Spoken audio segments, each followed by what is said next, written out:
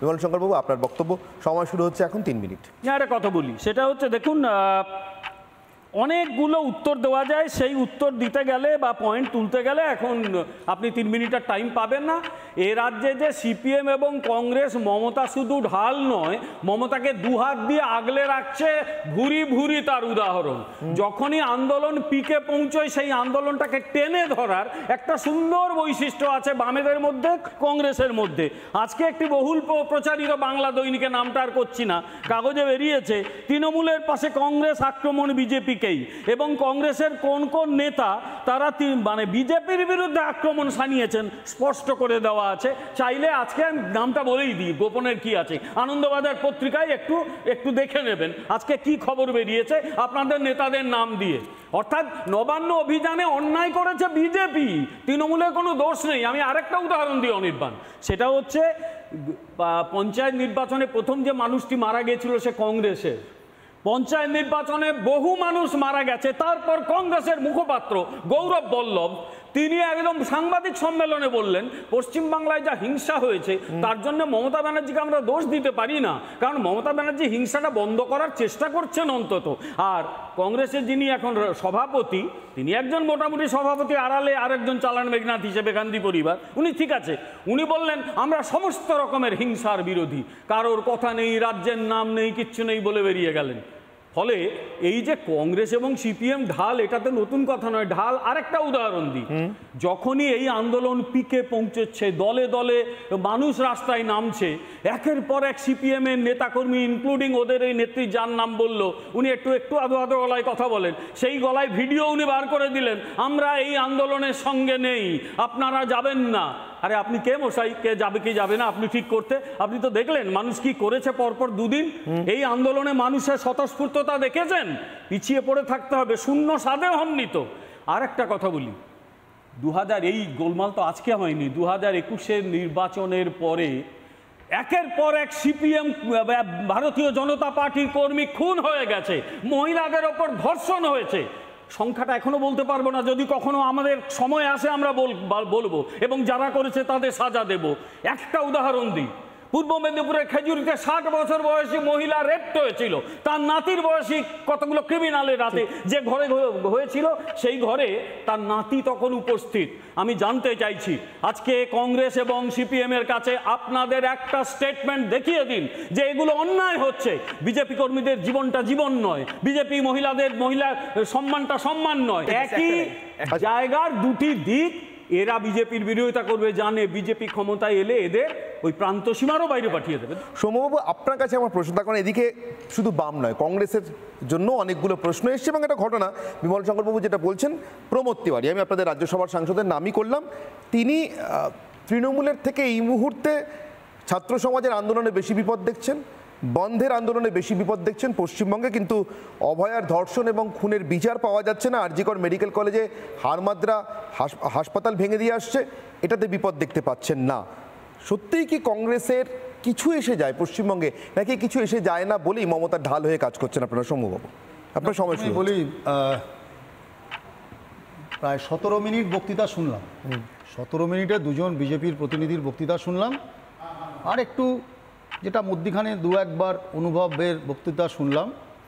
তো 17 মিনিটের বক্তৃতাতে আপনারা বলেছেন, একটা টপিকস তুলেছেন মমতার ঢাল, না মানুষের তল না, হ্যাঁ, কে ঢাল, কে ঢাল আমি বলতে পারবো না, কিন্তু 17 মিনিটের বক্তৃতা 16.5 মিনিট আমি আক্রমণ শুনেছি সিপিএমের বিরুদ্ধে, কংগ্রেসের বিরুদ্ধে।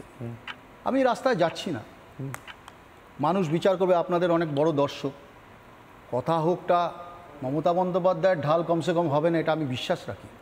আমি একটু থামাচ্ছি, আপনাকে সময়টা দেবো, আপনার সময়টা আপনারই থাকবে। রূপাদি চলে এসেছেন, রূপাদি একটু দেরি হলো জয়েন করতে আমাদেরকে। রূপা গঙ্গোপাধ্যায় এদিকে, অর্থাৎ যারা মনে করছেন বাম এবং কংগ্রেস এই রাজ্যে কার্যত মমতা বন্দ্যোপাধ্যায় ঢাল হিসেবে কাজ করছেন, তাদের পক্ষে তৃতীয় বক্তা।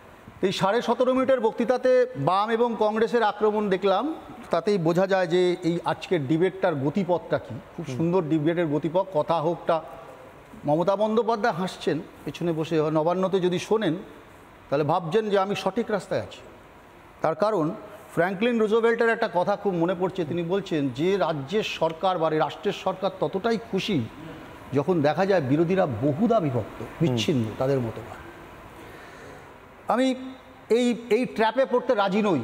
তার কারণ কোন প্রমোদ তিওয়ারি কার প্রমোদের সৃষ্টি করলো আমি এটা বিষয়ে যাব না, কিন্তু আমি একটা জিনিস বুঝি যে রাজনীতি নির্ভয়া বা অভয়া বারবার ঘটে, সেই ঘটার ফলে তাদের বিচারের দাবিতে যখন একটা বড় আন্দোলন হচ্ছে, সেই আন্দোলনকে রাজনীতির পঙ্কিল আবর্তে নিশ্চয়ই যাবে, কারণ রাজনীতির বাইরে আমরা কেউ নয়। কারণ রাজনীতির মাধ্যমে আমাদের দেশের গণতন্ত্র প্রতিষ্ঠা হয়, গণতন্ত্রের পতন হতেও দেখেছি, আবার স্বৈরাচারী শক্তিরও উত্থান হতে দেখেছি, আবার লড়াইও দেখেছি।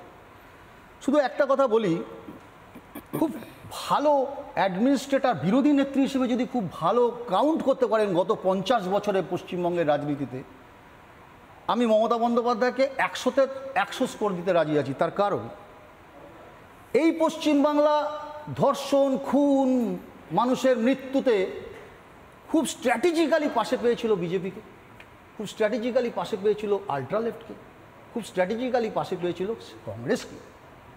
একটা অদ্ভুত পরিস্থিতির সৃষ্টি করেছে একদম, আমি অস্বীকার করছি এখানে দাঁড়িয়ে। তার কারণ আজকে যারা বলছে বিরাট ম্যানিপুলেশন, না আমি বলছি দায় ছেড়ে দিচ্ছেন না। বিমলদা বলছেন অমুক সময় তমুক ছিল, তমুক সময় অমুক ছিল। আমি বলছি নন্দীগ্রামের সময় তো বিজেপিও ছিল।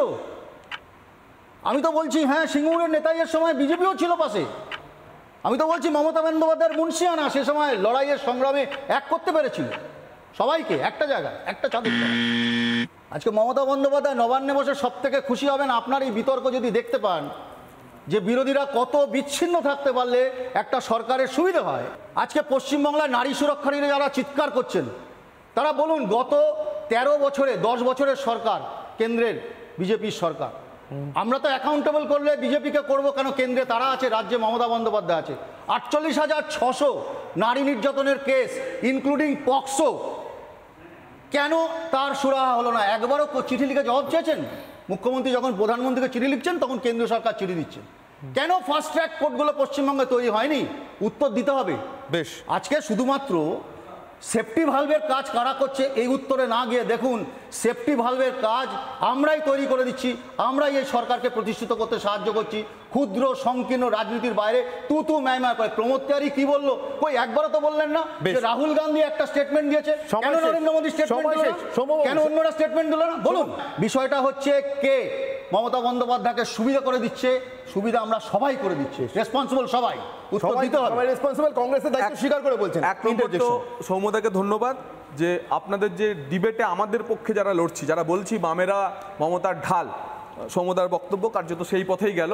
উনিও স্বীকার করে নিলেন যে যদি বিরোধীরা এই পরিস্থিতিতে বিভক্ত থাকে, তাহলে যারা বিভক্ত হবে, যারা বলবে আমরা নেই এর মুভমেন্টের সঙ্গে, তারা ঢাল সেটা।